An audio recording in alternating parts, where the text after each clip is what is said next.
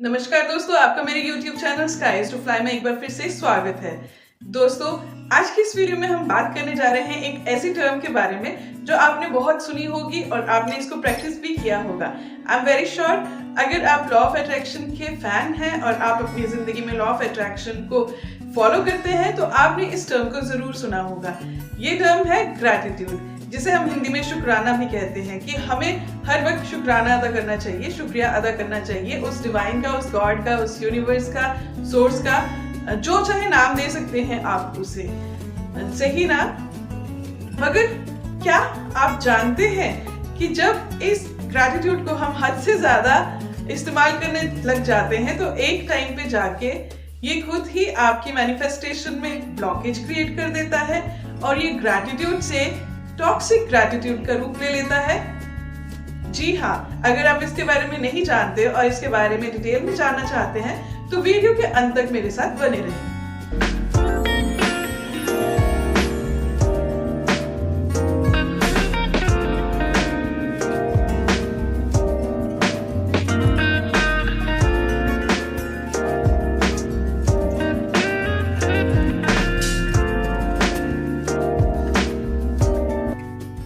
दोस्तों, जैसे कि हम सब जानते ही हैं कि ये जो पूरा ब्रह्मांड है, पूरा यूनिवर्स है, ये पोलैरिटीज पे टिका हुआ है। जैसे दिन रात, सुख दुख, रोशनी अंधेरा और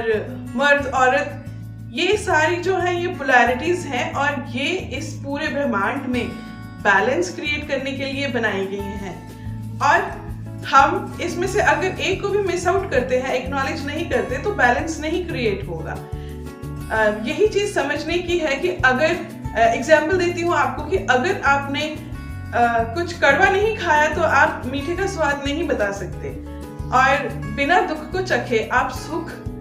कैसा होता है ये नहीं बता सकते। इसलिए ये बहुत जरूरी हो जाता है कि हम दोनों चीजों को एक्नॉलेज करें। होता क्या है कि अब इंसान होने के नाते, बीइंग ह्यूमन, हम लोगों का ये नेचर होता है शुरुआत से ही कि हम लोग जो भी डार्कनेस है उसकी तरफ ज्यादा ध्यान देते हैं, अंधकार की तरफ ज्यादा ध्यान देते हैं। अंधकार मतलब कि जो भी हमारी जिंदगी में हमारे पास नहीं है या जो हमारे साथ बुरा हुआ है, हम उसकी तरफ ज्यादा ध्यान देते हैं और हम ये भूल जाते हैं कि जो छोटी छोटी चीजें हमारे पास हैं, जो कि इम्पोर्टेंट हैं, जो हमें खुशी देती हैं या जो हमें प्यार करती हैं, उनके लिए हमें शुक्राना अदा करना चाहिए। इसलिए ये बहुत ही जरूरी हो जाता है कि हम हमेशा सिर्फ बुराई पे ही नहीं, अच्छाई पे भी ध्यान दें और जो हमारे पास है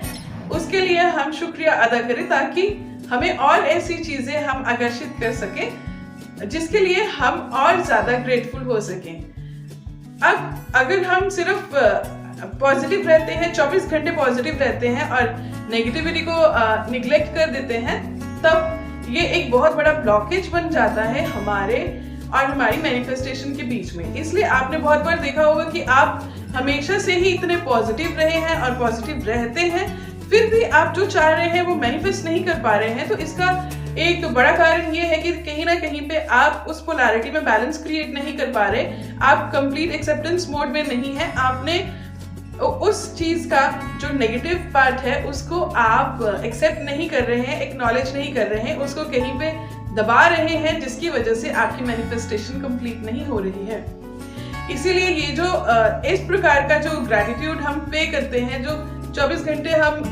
ग्रेटफुल होते हैं,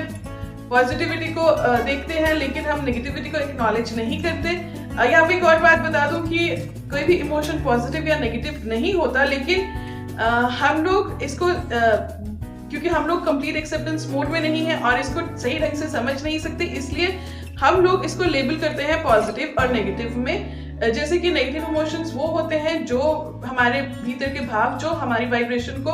लो कर देते हैं, जो हमें हमेशा नीचे की तरफ खींचते हैं। जैसे गुस्सा हो गया, दुख हो गया और जेलसी हो गया, ये सब जो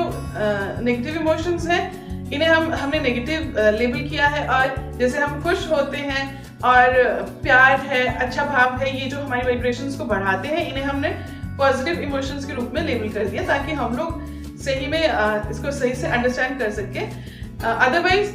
कोई भी इमोशन पॉजिटिव या नेगेटिव नहीं होता, वो हमारे ही अस्तित्व का एक संपूर्ण हिस्सा होता है, क्योंकि हम भी पोलैरिटीज पे ही बेस्ड हैं, जैसे यिन यांग, मैस्कुलिन फेमिनिन, तो हमारे भीतर भी दोनों ही एसेंस मौजूद होते हैं, उसी से हम संपूर्ण होते हैं, अदरवाइज हम संपूर्ण नहीं होते। इसलिए हमें ये कभी नहीं भूलना चाहिए। और